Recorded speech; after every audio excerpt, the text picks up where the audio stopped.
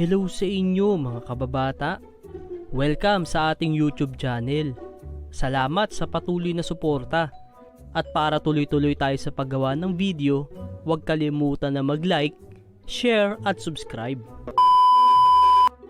Isa sa masayang karanasan natin noong tayo'y bata pa, yung panahong tayo'y nagkaroon ng tigyawat. Maraming sinasabi ang mga tao kung bakit nagkakaroon tayo ng tigyawat. Diyan na dahil meron ka daw crush o nagugustuhan, o kaya dahil sa pagkain mo ng malalangsa,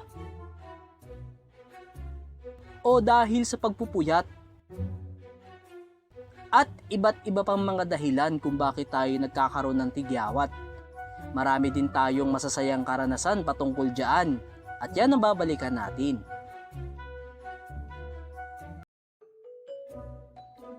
Huh?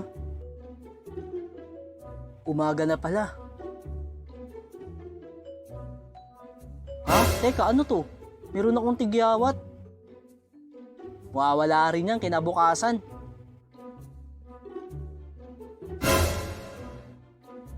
Teka, nadagdagan yung tigyawat ko ah.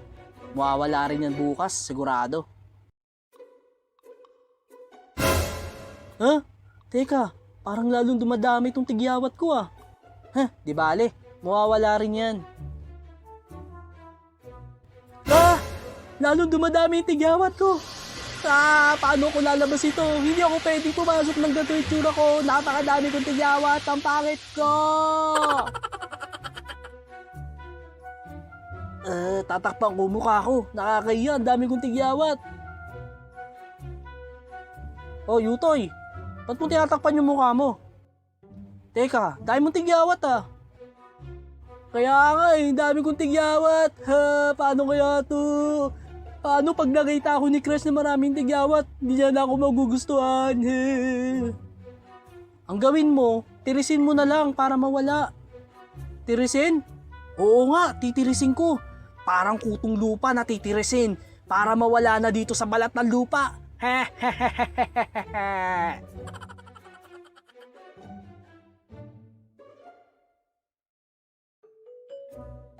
Okay.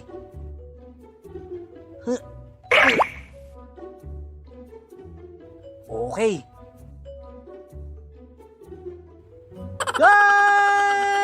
Ang dami kong tigyawat. Ba't parang lalong dumami itong tigyawat ko?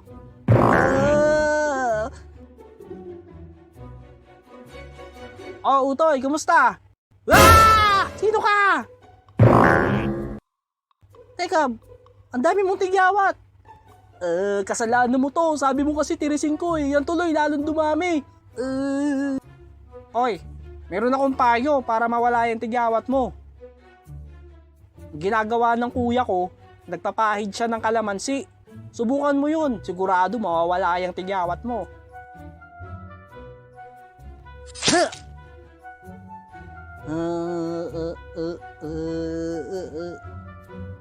Aray ko, pumasok sa mata ko.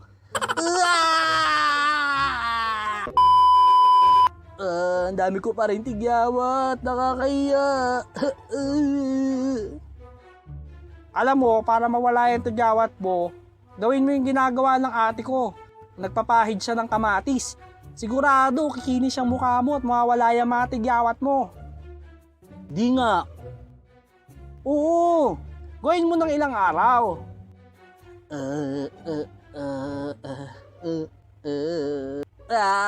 Ilang araw na ako nagpapahid. Ang dami pa rin tigyawat.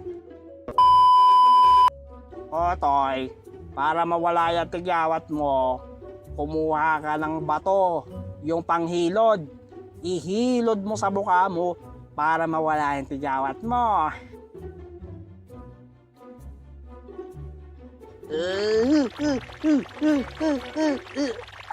Meron pa rin ako tigyawat. Uy, para mawala yung tigyawat mo, sabi daw ng iba, maglagay ka daw ng regla dyan sa tigyawat mo. Oh?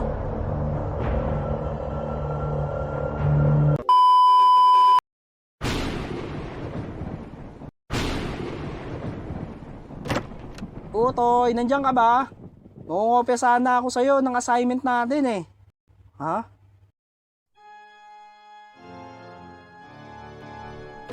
Utoy?